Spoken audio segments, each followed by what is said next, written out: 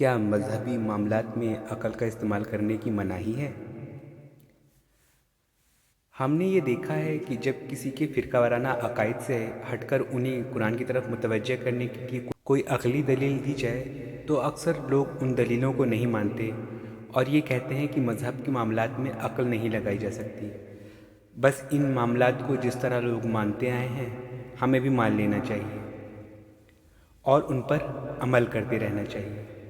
اس بات کی تائید میں حضرت علی رضی اللہ عنہ کا ایک قول پیش کیا جاتا ہے کہ آپ رضی اللہ عنہ نے فرمایا کہ اگر مذہب کا معاملہ عقل پر ہوتا تو میں موزوں کے اوپر سے مسح کرنے کے بجائے نیچے سے مسح کرنے کو زیادہ بہتر سمجھتا ہوں، لیکن نبی صلی اللہ علیہ وسلم نے موزوں کے اوپر سے مسح کیا ہے۔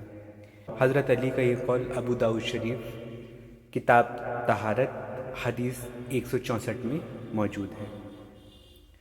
کیا اس روایت میں واقعی مذہب میں عقل لگانے کی مناہی ثابت ہوتی ہے؟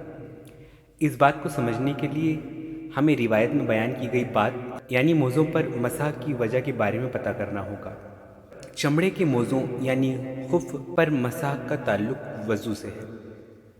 پوتر قرآن میں تو وضو کرتے وقت پیروں کو بھی ٹخنوں تک دھونے کا حکم ہے۔ دیکھیں القرآن کی سورہ 5 کی آیت 6۔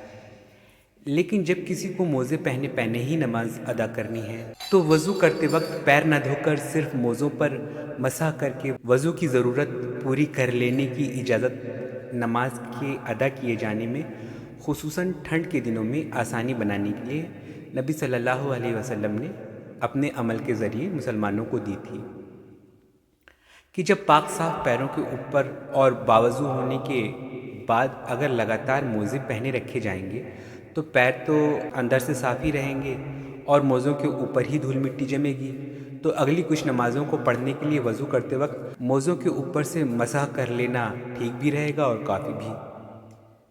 اب سوچ کر بتائیے کہ اس معاملے میں عقل کو سمجھ نہ آنے والی کون سی بات ہے؟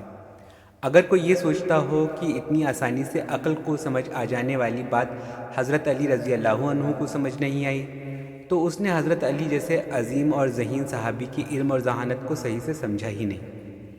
دراصل یہ معاملہ عقل کو نہ سمجھ آنے کا ہے ہی نہیں، بلکہ اس روایت میں لفظ عقل سے مطلب رائے ظاہر کرنے سے ہے۔ جیسے ہم لوگ بھی بات چیت میں اکثر اپنی رائے کسی چیز کے بارے میں ظاہر کرتے ہوئے یہ کہتے ہیں کہ ہماری عقل سے یہ چیز ایسی ہونی چاہیے۔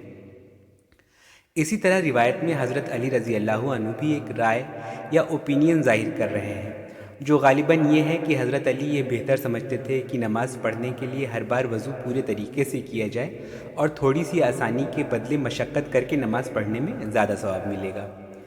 جہاں تک بات سمجھ میں آتی ہے، حضرت علی فرما رہے تھے کہ اگر مذہب میں دی گئی سہولتوں کو چھوڑنے کا حکم جاری کرنے کا ان کے پاس اختیار ہوتا تو وہ اس سہولت کو چھوڑ دینے کا حکم لوگوں کو دیتے جس سے لوگوں کو زیادہ ثواب ملے۔ لیکن جب نبی صلی اللہ علیہ وسلم نے کسی معاملے میں سہولت کی راہ سجھا دی تھی تو پھر ہر شخص کی اپنی مرضی پر تھا کہ وہ سہولت اپنائے یا چھوڑ دے۔ کسی حکم سے اس سہولت سے لوگوں کو دستبردار کر دینا درست نہ ہوتا۔ تو موزوں کے اوپر سے مسح کا معاملہ مذہب کی باتوں کو عقل کی کسوٹی پر پرکھنے کی مناہی کرنے کا ثابت نہیں ہوتا۔ جہاں تک بات دین کے معاملات کو عقل سے سمجھنے کی ہے تو قرآن پاک کا مطالعہ کیجیے، کتنی ہی آیتیں اس میں مذہب کی باتوں کو عقل سے سمجھنے کی دعوت دیتی ہیں، کتنی ہی آیتیں ہمیں مذہبی معاملات میں غور اور فکر کرنے کی تعلیم دیتی ہیں۔ جیسے سورہ نساء کی آیت 82 میں لکھا ہے، کیا وہ قرآن میں غور و فکر نہیں کرتے؟ اگر یہ اللہ کے علاوہ کسی اور کی طرف سے ہوتی تو وہ اس میں یقیناً ہی بے میل باتیں اور برودھابھاس پاتے۔ اسی طرح سورہ 7 کی آیت 29 میں لکھا ہے کہ یہ ایک برکت والی کتاب ہے جس کو آپ صلی اللہ علیہ وسلم پر اتارا گیا ہے تاکہ وہ لوگ اس کی آیتوں پر غور اور فکر کریں اور عقل اور سمجھ والے لوگ اس سے نصیحت حاصل کریں۔ تو بھائیوں، اپنی عقل کھولیے اور دین میں اس کا استعمال کیجیے۔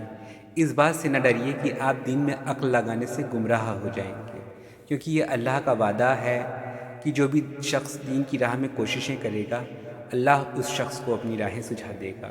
قرآن کی سورہ 29 کی آیت 69 میں 69 میں یہ بات لکھی ہوئی ہے، یعنی دین کو سمجھنے کی کوشش میں رہنے والوں کے گمراہ ہو جانے کا کوئی بھی چانس نہیں ہے۔ بشرطے اس کی کوششیں سچی اور ایماندار ہوں کہ وہ دین کی سچائی کو جاننا چاہتا ہے، جو اللہ تعالیٰ نے اس کے لیے دین اتارا ہے وہ جاننا چاہتا ہے، کہ وہ نیکی کی طرف بڑھنا چاہتا ہے، وہ گمراہی کی طرف جانے کے لیے عقل نہیں لگا رہا ہے۔ اگر اس کی کوششیں ایسی ہوں گی، خالص ہوں گی، تو پھر اللہ اس کی مدد کرے گا اور اس کو دین کی سچی راہیں سجھا دے گا۔ اگر وہ دنیا کمانے کے لیے دین میں عقل لگائے گا، اپنے مطلب پر ڈھالنے کی کوشش کرے گا، تو اس دنیا میں بھلے اس کا مقصد شاید حل ہو جائے، لیکن آخرت میں اس کو سخت سزا ملنے والی ہے۔ تو دین میں نیک ارادے سے عقل لگانا منع نہیں ہے۔ عقل لگائیں گے تبھی دین میں کی جا رہی ملاوٹوں کو پکڑ پائیں گے۔ شکریہ۔